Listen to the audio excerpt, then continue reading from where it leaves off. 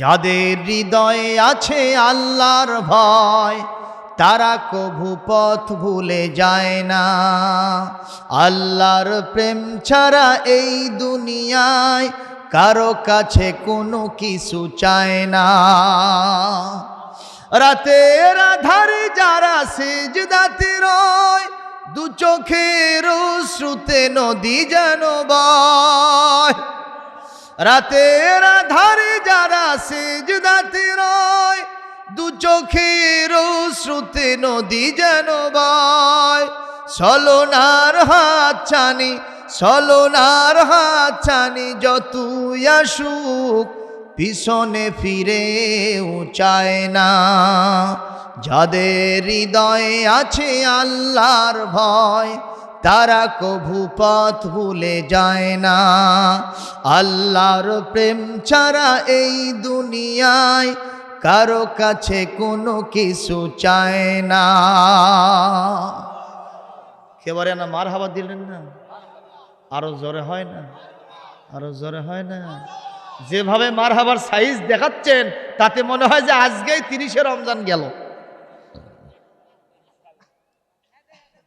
মমতাজ পাগলি এসে যদি একটু প্যান প্যানের সুর দিয়ে গান গায়, আমার বাড়ির সামনে দিয়া বন্ধু আমার রঙ্গ কইরা হাইটা যায় হাইটা যায়, বুকটা ফাইটা যায়, জোড়া দেওয়ার বুদ্ধি নাই, কথা কয় না? এইরকম গান গাইলে আমরা হুজুরের কি বলে মমতাজের পায়ের নিচে যুবকেরা 1000 টাকা 500 টাকার করকরা নোট ফেলে দেয়, কথা কয় না? অথচ আপনারা জবাব দিবেন ওই হুজুর সাহেব ঠিক আছে আপনার বসেন বসেন, কই যাচ্ছেন আপনি? এই তো কাম সারছে বাবা, কি জন্য যাবেন? ও আচ্ছা, অসুস্থ মানুষ চলে যাক, কি বলেন? অসুস্থ মানুষ সারা লাগবে না, চলে যাও, জানো আমি দোয়া করব জি আল্লাহ ওনাদেরকে জান্নাতবাসী করুন, জোরে বলি আমিন। প্রিয় ভাইরা, মমতাজ পাগলির ওই কনসার্টে গেলে ইমান কি বাড়বে না কমবে? কথা বলেন না কেন? ওখানে গেলে কি মানুষের সম্মান বাড়ে না অসম্মান বাড়ে? কথা বলতে হবে, কারণ আমি বাস্তব ঘটনা বলবো। গত কয়েক বছর আগে পঞ্চগড়ে এরকম একটা কনসার্ট হয়েছিল, যেই ম্যাডামের কথা বললাম সেই ম্যাডামের কনসার্ট হয়েছিল।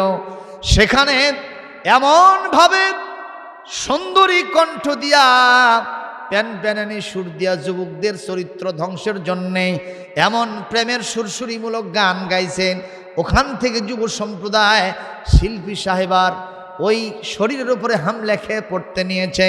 পুলিশেরা এসে শিল্পী সাহেবাকে ওখান থেকে উদ্ধার করে নিয়ে গেছে, কিন্তু জরির যুবকদের চরিত্রের সুরসুরি এখনো মরে নাই। ওরা দৌড়ে গিয়া মহিলা প্যান্ডেলে হামলা করছে। মহিলারা তখন বাবারে বাবা জীবন বাঁচা, যার মতো সে ওখান থেকে পালাচ্ছে। একজন স্বামী তার স্ত্রীকে নিয়ে আগলে ধরে নিয়ে পার হয়, ওরা এসে স্বামীটার প্যান্ট খুলে নেছে। কায়দা না বেকায়দা? কি কায়দা? বেকায়দা। এখন নিজেকে বাঁচায় না, স্ত্রীকে বাঁচায়। মুসলমান, পরবর্তী দিনে সাংবাদিকগণ রিপোর্ট করেছিলেন, আহারে গতকালকে ওই কনসার্টে 4 জন মহিলাকে আমরা খুঁজে পেয়েছিলাম যাদের শরীরে সুতা পরিমাণ কোনো কাপড় ছিল না। নাউজুবিল্লাহ, জোরে কোন? তাহলে যে মহিলারা ওখানে গিয়েছিলেন তাদের সম্মান ছিল না? না, প্রথমে ছিল কিনা? কিন্তু যখন কনসার্টটা শেষ হয়ে গেল তাদের কি সম্মান বাড়লো না অসম্মান হলো? জিল্লত হলো, ইজ্জত থাকলো না। আর এই মাহফিলে যদি জিল্লত আলা অসম্মানী লোক আসে, আল্লাহ পাক তাকে ইজ্জত দেন, মুআজ্জাজ মুকাররম মুহতারাম জান্নাতের অনারেবল গেস্ট করে আল্লাহ তাকে বিদায় করে দেন।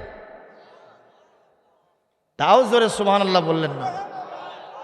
আরো একটু জোরে বলো বারে। আজকের পোলা খুব টেস্ট হয়েছে,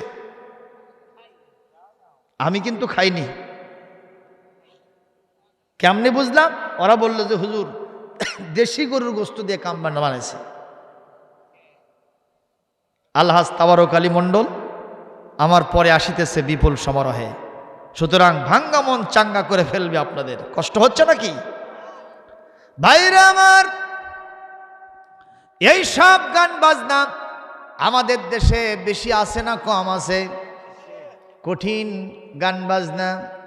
এই নন্দীগ্রামে আমি ওয়াজ করেছিলাম অনেক দিন আগে, তখন এই ফোনটা কেবলই আবিষ্কার হয়। আমি ওয়াজ শেষে গিয়ে ওখানে নিচে বসে আছি, আপনার রুমের ভিতরে একটু রেস্ট করতেছি, বাড়িতে যাব না, ওখানে থাকবো।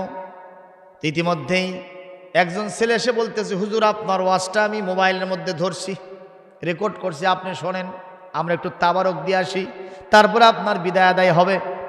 কঠিন শীতের সময় মোবাইলটা অন করে দিল। আমি তখন এরকমভাবে ওয়াজটা শুনতেছি, বেশ ভালোই লাগে। কিছুক্ষণ পর দেখি যে এটা অফ হয়ে গেছে। আমি চিন্তা করলাম, বাবা এটা আবার তো অন করা দরকার, আমি কিছুই বুঝি না অপারেটিং সিস্টেম। এমন এক জায়গায় চাপ মারছি, ওরে বাবা খালি ঢাই ঢুই আওয়াজ শুরু হয়ে গেছে। তুমি কাছে কি বা দূরে রাও, এরকম শুরু হয়ে গেছে। তুমি কাছে কি বা দূরে রাও, চোখেরই আড়াল হও, মনে রেখো আমিও ছিলাম, এই মন তোমারে দিলাম। এইভাবে যখন আওয়াজ চলতেছে, আমি তখন চিন্তা করলাম, কারু কানে যদি এটা যায় তাহলে বুঝবে এটা হুজুর নয়, এটা হলো গুন্ডা। ঠিক না বে ঠিক? এটা বন্ধ করা দরকার। লেপের নিচে ঢুকাই আরো বেশি আওয়াজ হয়, বালিশের নিচে দিয়ে কাম হয় না। আল্লাহ কি করি, এখন কি করি? মাথা তো দরকার, সম্মান রক্ষা করা দরকার। জোরে সোরে একটা টিপ মারছি, দেখি সব ঠান্ডা। কিছুক্ষণ পর তাবারক দোয়া শেষ, ওই যুবক এসে কয়, হুজুর ওয়াজ শোনা হোসেন বাবা হসে লাও। ওই ওটা নিয়ে খালি ভদর ভদর করে পেশাল পারে, কয় হুজুর এই সিটেরই ব্যবসা কদিন থেকে শিখছেন? আমি বলে, বাবা কি হয়েছে? কয় আপনার ওয়াজ তো খাসিনি, আজকেই নন্দীগ্রাম থেকে 15টা গান তুলছি, উঠেও শেষ। আমি সেই দিন বুঝেছি যুবকদের মোবাইলে ফোনের ভিতরে ওয়াজের চাইতে কেওয়াজি বেশি থাকে।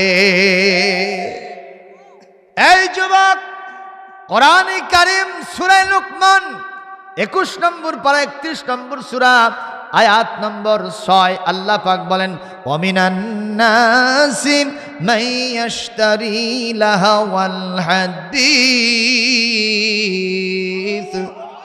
লিউদিল্লা আন সাবিলিল্লাহি বিগাইরি ইলমিন ওয়া ইয়াত্তাখিযাহা হুজুওয়া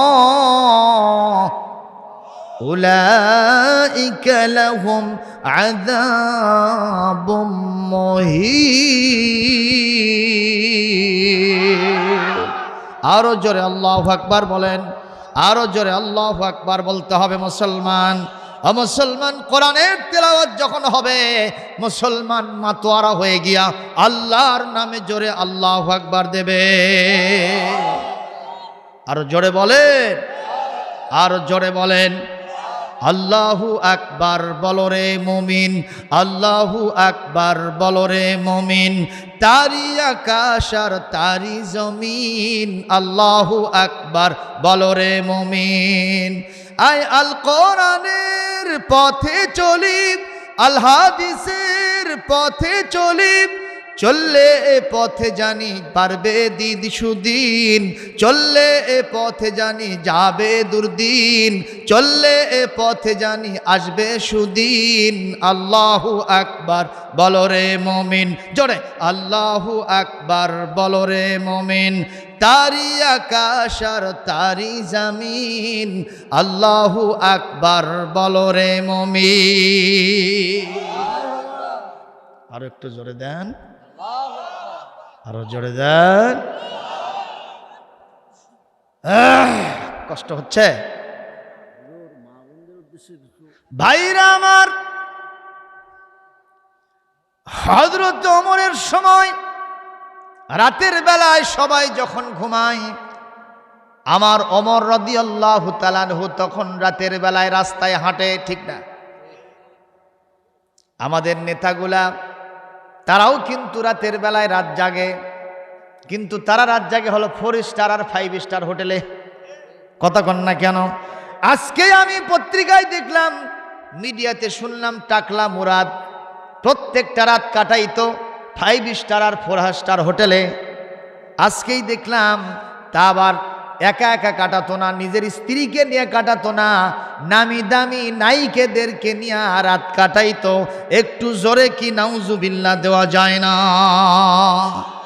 আপনারা বলেন, তাহলে কি ওমরের সাথে টাকলু মুরাদদের তুলনা হবে? হবে কি? কোনোদিনও হবে না। অনেকে বলে এরাও নেতা, আমাদের এই সমস্ত নেতাও নেতা, আবার ওমরও নেতা, কাজী দুই নেতা তো একই নেতা। আপনারা কোন একই নেতা হবে?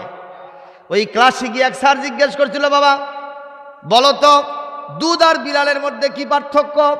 এক ছাত্র লাফা উঠে কয়, স্যার দুধ আর বিলালের মধ্যে কোনো পার্থক্য নাই। কেন? কয় আপনি কি জানেন না দুধেরও ছানা হয়, বিড়ালেরও ছানা হয়? আপনারা কিছু বুঝলেন? আচ্ছা, দুধের ছানা আর বিড়ালের ছানা, দুই ছানা কি একই ছানা? আরে জোরে কথা বলেন না কেন? একই ছানা হবে? তো ওই এক বানাইছে কেমনে? 6 আকার 2 তার 9 আকার, দুটাই যে ছানা বানান একই। দুধের ছানা আর বিড়ালের ছানা যেমন এক নয়, আমাদের বর্তমান সমাজের টাকলু মুরাদদের মতো নেতারাও আর ওমরের মতো নেতাও কখনো এক নয়। ঠিক না বে ঠিক বলেন? হযরত ওমর রাতের বেলায় যখন হাঁটেন, মদিনার রাস্তার পাশে একটা কুঁড়ে ঘর, ওখান থেকে যুবতী নারীর কণ্ঠে প্রেমের সুরসুরিমূলক গানটা ওমরের কানে ভেসে ওঠে। অথচ সূরা লোকমানের আয়াতটা পেশ করে হযরত ওমর মদিনার মসজিদ থেকে, অ্যাসেম্বলি ভবন থেকে তিনি চিরতরে ঝাঁটা মেরে ওই সমাজ থেকে অশ্লীল গান বন্ধ করে দিয়েছেন। মারহাবা কোন? সেই সমাজে যদি নারী কণ্ঠে গান আসে ওমরের কানে, ওমর সেটা মেনে নিতে পারে না। উনি এমন ছিলেন, হাদিস শরীফে নবীজি বলেন, আসাদ্দুহুম ফি আমরিল্লাহি ওমর। আল্লাহর নবীর সাহাবীদের ভিতরে আল্লাহর বিধান প্রতিষ্ঠার জন্য ওমরের চাইতে কঠিন আর কেউ ছিল না। মারহাবা। উনি চিন্তা করছেন কোরআনের বিরুদ্ধে এখানে গান চলতেছে, আমি এটা মেনে নিতে পারি না, এটা বন্ধ করে দেব। সুবহানাল্লাহ কোন? কিন্তু গভীর রাত, বন্ধ করবেন কেমনে? দরওয়াজা জানালা সব বন্ধ। ওমরের এতই জজবা, তিনি প্রাচীর টপকায়া মহিলার কাছে হাজির হয়ে গেছেন। মারহাবা কোন? মহিলা তখনও গান চালাতে থাকে। হযরত ওমর জিজ্ঞেস করলেন, ইয়া আইয়াতুহাল মারআত, হে মহিলা তুমি গান গাও কেন? কে তুমি? পরিচয় দাও। মহিলা বলে, ওমর আমি আপনাকে চিনতে পেরেছি, আপনি মদিনার খলিফাতুল মুসলিমিন। মারহাবা কোন? আমি যদি গান গিয়ে অপরাধ করে থাকি তাহলে আমার অপরাধ হয়েছে মাত্র একটা, আর এই রাত্রিতে আপনি আমার বাড়িতে ঢুকেছেন, আমি কোরআন হাদিস যাচাই বাছাই করে দেখলাম, 1 নয় 2 নয়, আপনি অপরাধ করেছেন অন্তত 4টা। আপনারা জবাব দেন, মহিলার অপরাধ মাত্র একটা, আর ওমরের অপরাধ মহিলা ধরেছেন কয়টা? আরো জোরে, জোর হলো না? সবাই বলেন। এবার থামেন, এবার জবাব দেন তো, বড় অপরাধী মহিলা হলো না হযরত ওমর হলেন?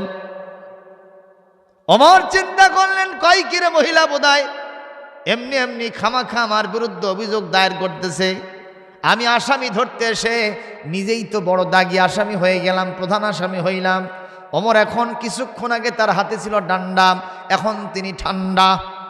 ওমর কিছুক্ষণ আগে ছিলেন গরম, এই অভিযোগ শোনার সাথে সাথে উনি হয়ে গেছেন নরম। মারহাবা কোন? এই মা, 4টা অপরাধ আমার কি, তুমি কি বলবা?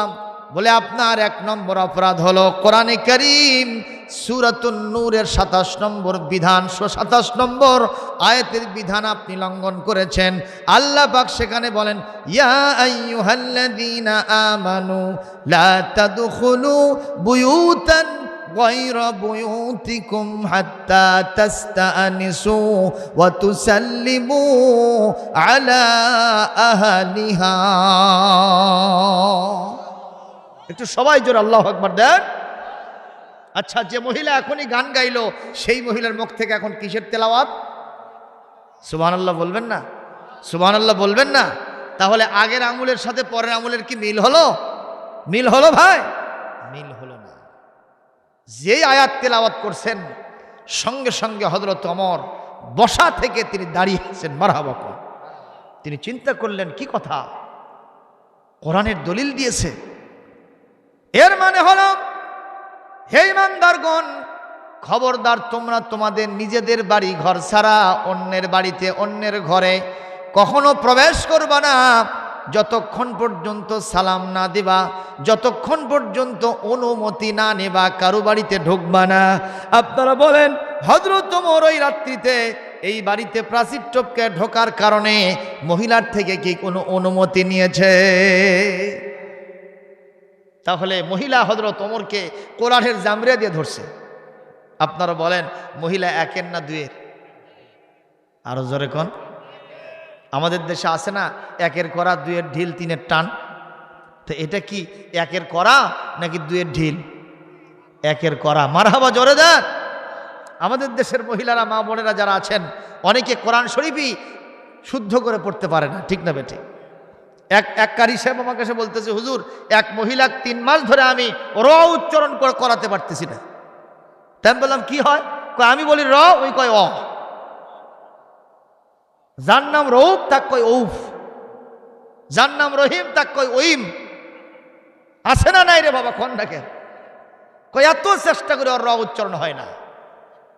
এই হলো আমাদের দেশের মহিলাদের অবস্থা। মহিলা মা বোনদের অবস্থাটা কি?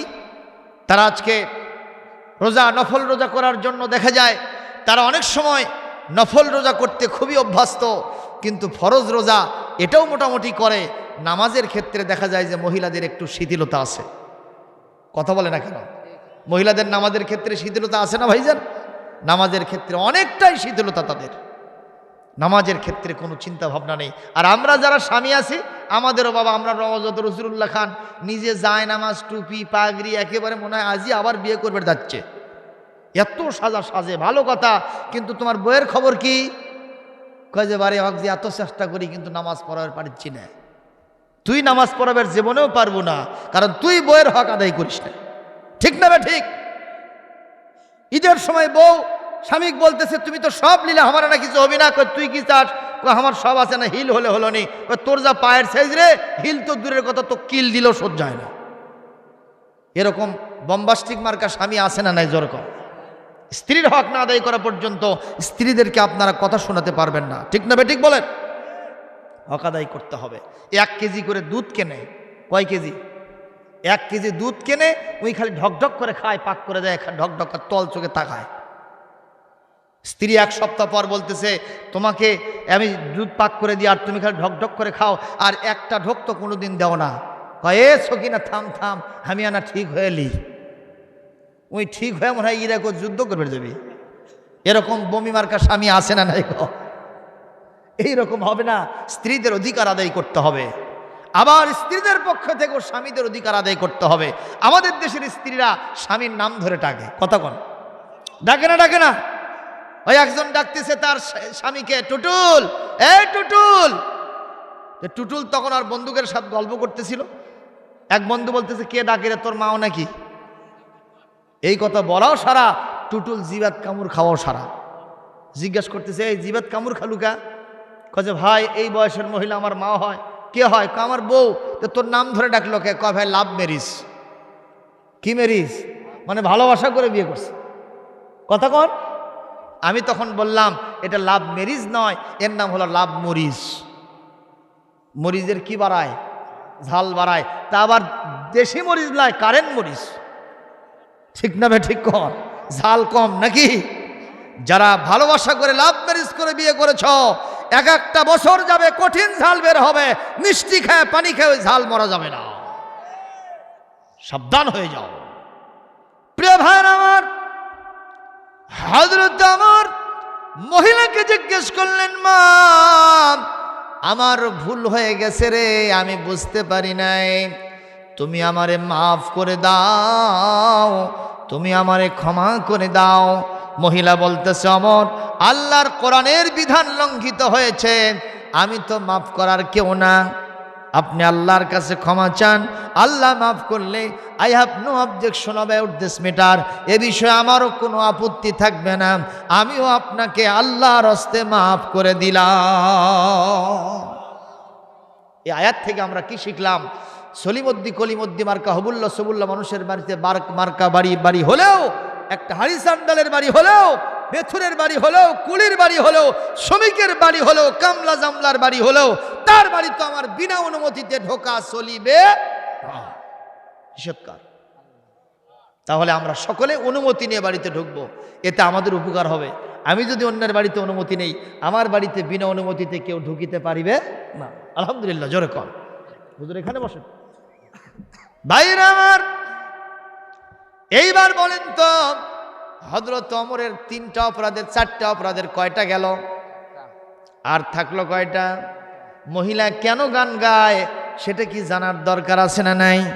এটাও আমি বলবো। তার আগে রেখে আসছিলাম, মনে আছে না নাই? আমার রসুল এবার দ্বিতীয়বার আঘাত করলেন, আলো বিচ্ছুরিত হলো। সাহাবায়ে আজমাইন জিজ্ঞেস করলেন, হুজুর আপনি যে দ্বিতীয়বার আলো বিচ্ছুরিত হলো, এই আঘাত করার কারণে এইটা দিয়ে আমি কি দেখলাম? রসুল বললেন, এই পৃথিবীর সুপার পাওয়ার রোম এবং পারস্য, এই 2টা দেশের রোমটাকে আল্লাহ পাক আমাকে দেখায় দিয়েছেন। এর মাধ্যমে আল্লাহ বুঝাতে চান পৃথিবীর পরাশক্তি সবচাইতে শক্তিশালী রাষ্ট্র ও রোম রাজ্যটা অচিরেই আমরা দখল করে নিব। আমার নবীর কথা মিথ্যা হয়? আমার নবী কি নিজেই বলেন, আল্লাহ বলেন? আরে কথা বলেন একারে, কে বলেন? ওয়ামা ইয়ানতিকু আনিল হাওয়া ইন হুয়া ইল্লা ওয়াহয়ুন ইউহা। আমার নবী নিজের নফসকে অনুসরণ করে কোনো কথা বলেন না। আমার নবী যেটা বলেন সেটা আল্লাহর পক্ষ থেকে দেওয়া হয়। জোরে জোরে বলেন সুবহানাল্লাহ। এই বলছে আমরা রোম দখল করব, ওরা আবার বেশি হাসাহাসি শুরু করছে। এইবার নবীজিকে সাহাবায়ে আজমাইন জিজ্ঞেস করলেন, হুজুর তৃতীয়বার যে আলোটা বের হলো এটা আবার কিসের আলো?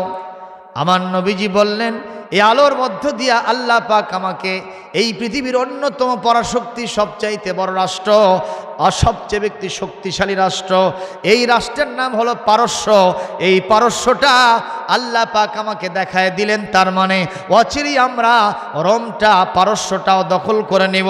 তার মানে গোটা পৃথিবীর সবগুলো রাষ্ট্র একদিন আমরা মুসলমানেরা দখল করে নিব। একটু জোরে কি সুবহানাল্লাহ বলা যায় না? কোনো একদিন এদেশের আকাশে কালিমার পতাকা দুলবে, সেদিন সবাই খোদাই বিধান পে দুঃখ বেদনা ভুলবে। সেই দিন দেখবেন হুজুরদেরকে আদালতের বিচারক বানানো হবে। সুবহানাল্লাহ। মাহফিল করার জন্য সেই দিন অনুমতি নিতে যেতে হবে না, বরং আপনাদের পানিসারা গ্রামে আসবে, ওই উপজেলার পক্ষ থেকে ওসি সাহেব নিজে আসবে, এসে বলবে আপনাদের গ্রামে তো প্রত্যেকবার একটা করে মাহফিল হয়, এবার হয় না কেন? যুব সম্প্রদায় বলবে, হুজুর স্যার আমাদের টাকা পয়সার অবস্থা খারাপ, একটু হাতের অবস্থা খারাপ, সুতরাং এই কারণে আমরা মাহফিল করতে পারতেছি না। এ কথা বলাও সারা, সঙ্গে সঙ্গে ওসি সাহেব বলাও সারা, যত টাকা লাগে উপজেলা পরিষদ থেকে দেওয়া হবে। এইবার পানিসারা গ্রামে আন্তর্জাতিক খ্যাতিসম্পন্ন বক্তা দিয়ে ওয়াজ করাতে হবে। ভালো হবে না খারাপ হবে? আরে কথা কন না কেন, কি হবে? কিন্তু মুসলমান ভালো চায় না, আঙ্গুর ফল চায় না, কয় একটু তেঁতুল দাও, সারা জীবন খালি তেঁতুল খায় থাকো।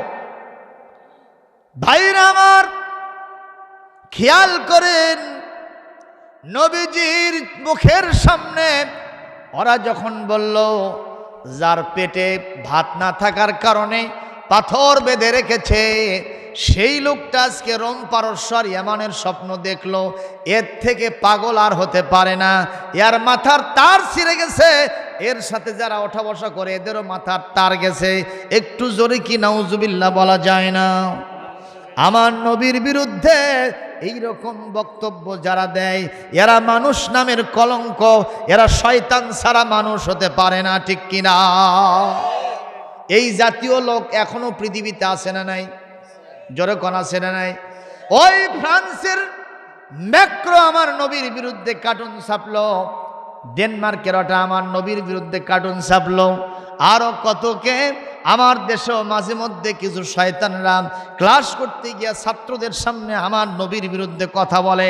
আমরা বলবো, তুমি যদি মানুষ হয়ে থাকো আমার নবীর কথা তোমাকে প্রশংসা করতে হবে, যদি না করো তোমার চাইতে নিকৃষ্ট মানব আল্লাহর আসমানের নিচে জমিনের উপরে আর কেউ নাই। কারণ নবীজি মানুষদের জন্য পৃথিবীতে যা দিয়ে গেছেন, সব মানুষেরা যদি তাদের কলিজা কেটে নবীজির পায়ের উপরে রাখে, নবীর ঋণ শোধ করা যাবে না। আমি যুবকেরা তোমরা একটু মনোযোগ দিয়ে শোনো। আমি এবার তো হজ হয় নাই, গত বড় হয় নাই। 18 সালে আমি যখন সর্বশেষ হজ করে আসলাম, 12 সালেও একবার করেছি আলহামদুলিল্লাহ। যখন আমি মদিনা মুনাওয়ারা জিয়ারত করতেছিলাম, রাসূলুল্লাহ রওজা থারে যখন যাচ্ছিলাম, ওনার রওজার সামনে 5টা আয়াত লেখা আছে এবং কয়েকটা হাদিস লেখা আছে স্বর্ণাক্ষরে। একটা হাদিসের উপরে গিয়ে আমার চোখের নজর পড়ল।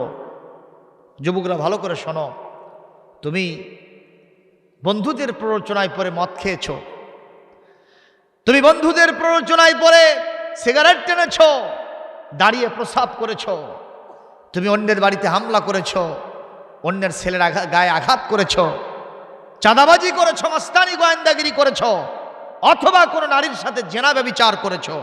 ও যুবক, সেই নবীজি কত বড় দয়ালু, তোমার সামনে কি বলতেছে একটু শোনো। ওই হাদিসের মধ্যে আমি দেখে আমি তখন চোখে পানি রাখতে পারলাম না, দরদর করে আমার চোখ দিয়ে পানি পড়ে গেল। মারহাবা কর। হাদিসটা হলো শাফাআতি লি আহলিল কাবাইর মিন উম্মতি। এটি বুখারী শরীফের হাদিস। নবীজি বলেন, এই দুনিয়াতে যারা ওই জাতীয় যুবকেরা আছো, জেনা করেছো, বিবিকের প্রতারণায়, যুবকের তুমি প্রতারণায় পড়ে, শয়তানের প্ররোচনায় পড়ে তুমি মদ খেয়েছো, চাঁদাবাজি করেছো, তুমি অনেক বড় বড় পিতামাতার সাথে হয়তো খারাপ ব্যবহার করেছো, তুমি আলেম ওলামার সাথে হয়তো খারাপ ব্যবহার করেছো, তোমার কবিরা গুনাহ হয়ে গেছে। আমি নবীজি বললাম, আব্দুস সালাম আজকে পানিসারা গ্রামে তোমাদেরকে নিয়ে ওয়াজ করতেছে কোরআন থেকে, একটু মনোযোগ দিয়ে শোনো রে, আর চোখের পানি ফেলে দাও। মোনাজাতে আমি আল্লাহর কাছে তোমরা একটু কান্দো। আমি নবীজি বললাম, এই তওবা করার কারণে তুমি আমার দলের ভিতরে ফিরে এসেছো। কাল কিয়ামতে আমি তোমার জন্য সুপারিশের ব্যবস্থা করে আল্লাহর জান্নাতে তুমি যুবককে নিয়ে আমি যাব। কত বড় কথা এটা।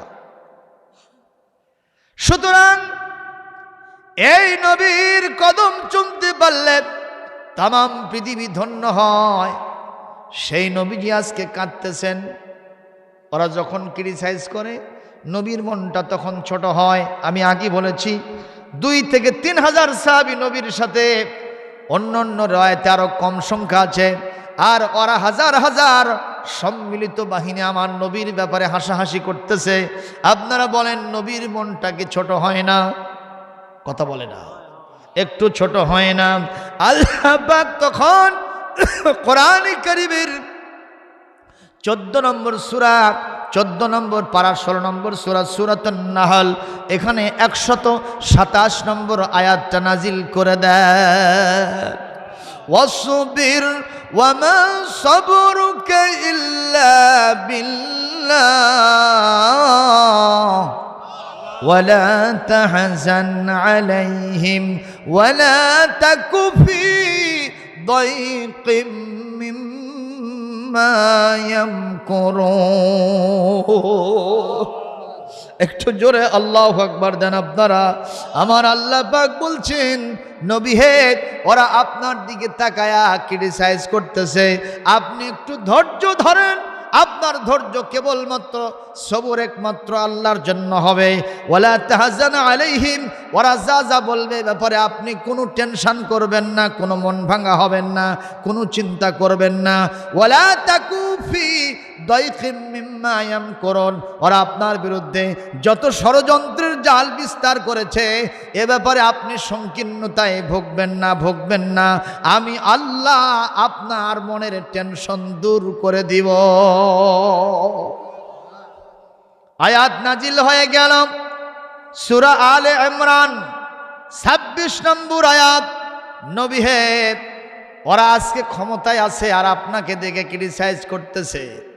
আমি আল্লাহ ঘোষণা দিলাম, তুতিল মুলকা মান তাশা, এই ক্ষমতা আমি যাকে ইচ্ছা তাকে দিতে পারি। মারহাবা কোন, আল্লাহু আকবার বলেন। ওয়া তানজিউল মুলকা মিম্মা তাশা, আর যার ইচ্ছা যাকে ইচ্ছা তার থেকে আমি থাপ্পড় দিয়া ওই ক্ষমতাটা কেড়ে নিয়া ওই পথের ভিক্ষুককে নিয়ে এসে চেয়ারে বসায় দিয়া আর ওই শয়তানটাকে আমি রাস্তায় ভিক্ষুকের ঝুলি দিয়া আমি রাস্তায় হাঁটা। একটু জোরে কথা বলেন না কেন? আজকের কোনো আলোচনা কোরআনের বাইরে হয় নাই। জোরে কোন আল্লাহু আকবার। আপনাদের কোরআন শুনতে কি মজা লাগে না বোঝা লাগে? খুব খারাপ লাগতেছে আপনাদের? ও মুসলমান, যদি কারো খারাপ লাগে তার দৃশ্যটা কেমন বলবো? আপনাদের এলাকায় যদি সাপে দংশন করে কোনো মানুষকে, ওই লোকটাকে দেখানোর জন্য কাকে ডেকে নিয়ে আসেন? ওঝাক ডাকেন না? এখন ওঝা এসে ওই লোকটাকে একটা রসগোল্লা খাইতে দিছে। আপনাদের শেরপুরের রসগোল্লা মিষ্টি না তিতা? সবাই কথা বলতে হবে, সবাই বলেন মিষ্টি। এখন যেই না রসগোল্লা দিছে ওই একেবারে জুতো খুলে তুলছে, ওঝাক মারবে। ওঝা বলতেছে, ভাই আমি তোমার মুখের মধ্যে রসগোল্লা দিলাম আর তুমি আমাকে মারতে উঠছো মানে? ও বলতেছে, রসগোল্লা দিছ তুমি, আমার গাছের নিম পাতাগুলো সব পিষা আমার মুখের মধ্যে দিছ। আসলে দেশে কি গোল্লা দেশে না রসগোল্লা দেশে, মিষ্টি দেশে, আর তার কাছে লাগলো কি তিতা। কারণটা কি? সাপে শুধু দংশনই করে নাই, বিষটাও জনমের মতো ঢুকাইয়া দিছে। কথা কয় না রে বাবা? আচ্ছা, এই লোকের লক্ষণ ভালো না খারাপ? লক্ষণ ভালো না খারাপ? অনুরূপ ভাবে সবাই বলবেন কোরআনের কথা মিষ্টি না তিতা? এখন যদি কারো কাছে তিতা লাগে বুঝতে হবে ইবলিস নামক মহা বিষধর সাপ শুধু দংশনই করে নাই, বিষটাও টাইট করে ঢুকাইয়া দিয়েছে, যার কারণে কোরআনের কথা তার কাছে তিতা লাগিতেছে। যদিও তিতা লাগে, আমি আব্দুস সালাম তারপরেও কোরআন থেকে বলবো, তাতে যা আছে কপালে হবে কাল সকালে। এখন বর্তমানে মাহফিলে দেখা যায় হুজুরের মাইক কারে নেয়, কথা কয় না? হুজুরের মাইক কারে নেয়, উনি ওয়াজ করে। আবার শুধু তাই নয়, হুজুরকে মঞ্চ থেকে নামতে দেয় না, রাস্তাঘাটে হামলা করে। তুমি আমার বিরুদ্ধে বললা কেন? না, তোমার দলের বিরুদ্ধে আমি বলি নাই, তুমি ব্যক্তি তোমার বিরুদ্ধে বলি নাই, কোন উপদলের বিরুদ্ধে বলি নাই, কোন গোষ্ঠীর বিরুদ্ধে বলি নাই। কোরআনে কারীম যার বিরুদ্ধে বলেছে আমি তার বিরুদ্ধে বলেছি। সুতরাং তুমি যদি নাও শোনো আমাকে বলিতেই হইবে। ঠিক না? ঠিক বলেন প্রিয় ভাই সকল। তাহলে আপনারা জবাব দেন, এই পৃথিবীতে আমরা থাকবো কার পক্ষে? আল্লাহর পক্ষে। আল্লাহ নাজিল করলেন, আমি ক্ষমতা দেই আবার আমি ক্ষমতার থেকে নামাই দেই। আল্লাহু আকবার, জোরে কর। নবীজি খুশি হলেন না বেজার হলেন? আল্লাহর নবীর জামানায় অনেক রাষ্ট্রগুলো মদিনার আশেপাশে যত ছিল সব দখল হয়ে গেল। সুবহানাল্লাহ। আবু বকরের সময় আরো একটু বিস্তৃত হলো, আর হযরত ওমর যখন ক্ষমতায় আসলেন তখন অর্ধেক পৃথিবীটা মুসলমানদের করতলগত হয়ে গেছে। নবীজি বিদায় হজ্জের সময় মাত্র 1,24,000 সাহাবীদের সামনে বক্তব্য রাখছিলেন। উনি ইন্তেকাল করলেন 100 লক্ষ সাহাবীদের সামনে। সেই নবীজি ইন্তেকালের 1,500 বছর পরে এখন মুসলমানদের সংখ্যা 1,24,000 নয়, 2 লক্ষ নয়, 10 কোটি, 20 কোটি, 100 কোটি নয়। এখন বর্তমানে মুসলমানের সংখ্যা গোটা পৃথিবীতে 200 কোটি ছাড়াই গেছে। একটু খুশি আলহামদুলিল্লাহ বলবেন না? আলহামদুলিল্লাহ। সুতরাং আসুন, আজকে যে আয়াত তেলাওয়াত করছিলাম সূরাতুন নিসা 58 নম্বর 59 নম্বর আয়াত, আল্লাহ বলছেন ইন্নাল্লাহা, নিশ্চয় আল্লাহ, ইয়ামুরুকুম, তোমাদেরকে নির্দেশ দিচ্ছেন, আন তুআদ্দুল আমানাতি ইলা আহলিহা, যাবতীয় আমানত যা আছে যে প্রাপক তার হাতে দিয়ে দাও। সুবহানাল্লাহ। তার ভিতরে আপনারা যে নির্বাচন করছেন ওখানে ভোটটা কি? কথা কয় না, কথা কয় না। এটা যাকে দেওয়া দরকার তাকেই দিতে হবে। মদারু, জুয়ারু, সুদারু, ঘুষরুকে দেওয়া যাবে না। যে হকদার, ও যদি আপনার ভোট নিয়ে 1 টাকার দুর্নীতি করে এর দায় আপনাকেও নিতে হবে। এটা হলো আমানত। এই যে আপনার চোখটা আমানত, হাতটা আমানত, পাটা আমানত, ধন সম্পদ আমানত, স্ত্রী পুত্র পরিবার সবগুলো আপনার জন্য আমানত। ঠিক না ভাই? ঠিক। এগুলোর ব্যাপারে আপনাদেরকে সচেতন, সিরিয়াস হতে হবে। যেখানে ইচ্ছে সেখানে ব্যয় করা যাবে না। সম্মানিত ভাইয়েরা, শুধু তাই নয়, এরপরে কোরআন শরীফটাও আমানত। সুবহানাল্লাহ কোন। আল্লাহ কোরআনে কারীম সূরা আহজাবে বলেছেন যে আমানত, ইন্না আরাদনাল আমানাতা আলাস সামাওয়াতি ওয়াল আরদ, আমি এই আমানতটা আসমান জমিন সকলের উপরে, পাহাড়ের উপরে পর্যন্ত নাজিল করেছিলাম, কেউ বহন করতে পারে নাই। হামালাহাল ইনসান, মানুষ সে আমানত বহন করেছে। সুবহানাল্লাহ জোরে কর। এই আমানত আমাদের রক্ষা করতে হবে, বলি আমিন। এরপরে যখন বিচার ফয়সালা করবা, তখন 100কে তেল বেচবা আর 100কে লবণ বেচবা, চা চলবে না। নিজের দলের লোককে একরকম দেখবা, অন্যের দলের লোককে আর এক রকম দেখবা, তা চলিবে না। কথা বলেন না কেন? বাংলাদেশের 3 বারের প্রধানমন্ত্রী, এখন বর্তমানে অবস্থা খুব খারাপ। মরছে? বলেন তো তার নাম কি? অবস্থা কি ভালো তার? দেখেন, চিকিৎসার জন্য সুযোগ পায় না। আর আমরা যারা আছি, দিনে যদি একটু সামান্য কি বলেন এমন একটা বাইসারছে যেটার গন্ধ বাড়ছে, এই জন্য চিকিৎসা করতে যাও সিঙ্গাপুর মাউন্ট এলিজাবেথ হাসপাতালে। কথা কন না কেন? তাহলে আমি বলছি না, কারণ উনি আমারও নেত্রী না, উনি অন্যদের নেত্রী। আমার কথা হলো, আমি নিজেকে যেমন দেখব অন্যকে তেমন দেখব। তাছাড়া আদালত হবে না, ইনসাফ হবে না, নবীজির বিধান কায়েম হবে না। ঠিক না বে ঠিক? হাকামতুম বাইনান নাস আন তাহকুমু বিল আদলে, তোমাকে ন্যায় বিচার প্রতিষ্ঠা করতে হবে। আদেশটা কার? আল্লাহর আনুগত্য করতে হবে, রসুলের আনুগত্য করতে হবে। যারা ইমানদার শাসক আছে তাদের আনুগত্য করতে হবে, আলেম ওলামার আনুগত্য করতে হবে। তাহলে আল্লাহ পাক আমাদের জন্য জান্নাতের ফয়সালা দিবে। আমরা জোরে জোরে বলি আল্লাহুম্মা আমিন। প্রিয় ভাইয়েরা, গভীর রাত হতে চলেছে, আমি আর সামনে বাড়াতে চাচ্ছি না। আপনারা একটু মহব্বতান জিকির করেন, সুবহানাল্লাহ, আলহামদুলিল্লাহ, লা ইলাহা, সুবহানাল্লাহ, আলহামদুলিল্লাহ, লা ইলাহা, লা ইলাহা ইল্লাল্লাহু মুহাম্মাদুর রাসূলুল্লাহ, আশহাদু আল লা ইলাহা ইল্লা আনতা আস্তাগফিরুকা ওয়া আতুবু ইলাইক। আল্লাহুম্মা আমিন। আলহামদুলিল্লাহি রাব্বিল আলামিন ওয়াল আকিবাতু লিল মুত্তাকিন, ওয়াসসালাতু ওয়াসসালামু আলা রাসূলিহিল কারীম ওয়া আলা আলিহি ওয়া আসহাবিহি আজমাইন। রব্বানা যালামনা আনফুসানা ওয়া ইন লাম তাগফির লানা ওয়া তারহামনা লানাকুনান্না মিনাল খাসিরিন। রব্বানা লা তুযিগ কুলুবানা বা'দা ইয হাদাইতানা ওয়া হাব লানা মিন লাদুনকা রাহমাতান ইন্নাকা আনতাল ওয়াহ্হাব। পরওয়ারদিগার বেনিয়াজ, পানি সারা এই গ্রামবাসীর উদ্যোগে যুব সমাজের পরিশ্রমের ফসল আজকের মাহফিল, কত সুন্দর জান্নাতের বাগান তারা তৈরি করেছেন। মাহবুব, মেহেরবানি করে এই বাগানে বসে আমরা সন্ধ্যার পর থেকে এতক্ষণ ধরে হাজারাত উলামায়ে কেরাম, ফুজালায়ে জাম অনেক আলোচনা পেশ করেছেন। মাহবুব, আমি গুনাহগার, অন্তত 2 ঘন্টার উপরে আলোচনা পেশ করেছি। আপনার আজিমুশ শান দরবারে আজকের মাহফিলটাকে কবুল করে নেন রব্বুল আলামিন। আজকের মাহফিল থেকে আমরা কেউ যেন জাহান্নামী হয়ে বাড়িতে না ফিরি, গুনাহ খাতা নিয়ে কেউ বাড়িতে ফিরব না। সকলকে জান্নাতি বানায়া মাসুম বেগুনাহ করে বাড়িতে ফিরায়া নেন রব্বুল আলামিন। আজকের মাহফিলে যত সওয়াব দিবেন, দরুদ ও সালাম বিশ্ব নবীর রওজা মুবারকে পৌঁছায় দেন। तमाम पृथिवीर माटिर नीचे जो मोमेन मोमेनात शुए आছেন তাদের আরওয়ার পরে সওয়াব পৌঁছায় দেন। খাস করে এই গ্রামের বিভিন্ন পুকুর পারে বারসানে গোরস্থানে হাজার হাজার আমওয়াতগুন বিভিন্ন গ্রামে গ্রামে শুয়ে আছেন, আল্লাহ তাদের আরওয়ার পরে সওয়াব পৌঁছায় দেন। বিশেষ করে আমরা যারা বাপ হারাইছি, আমাদের যাদের মা দুনিয়া থেকে বিদায় হয়ে গেছে, বাবা মার কথা ভোলা যায় না।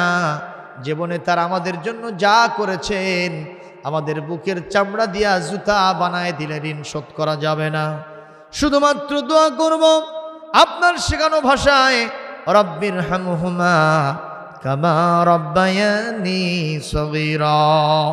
আয় আল্লাহ তাআলা আমাদের দরদের দাদা দাদি নানা নানি ভাই বোন আত্মীয় স্বজন, আমাদের দাদা দাদি নানা নানি ভাই বোন আত্মীয় স্বজন বিবি সন্তানাদি শ্বশুর শাশুড়ি জানা অজানা আত্মীয় স্বজন দূরতম নিকটতম যারা কবরে গেছেন, মেহেরবানি করে সকলের আরো আর পরে আজকের সওয়াব পৌঁছায় দেন রব্বুল আলামিন। বিশেষ করে আজকে যারা দান করেছেন সকলের দানগুলি আপনি কবুল করে নেন। এক ভাই 20 ব্যাগ সিমেন্ট দিয়েছেন, এক ভাই 5 10 ব্যাগ সিমেন্ট দিয়েছেন, কেউ 2 ব্যাগ, কেউ 1 ব্যাগ সিমেন্ট দিয়েছেন, কেউ 500 টাকা, 1000 টাকা, 10,000, 5,000, 2,000, 1,000 টাকা দান করেছেন।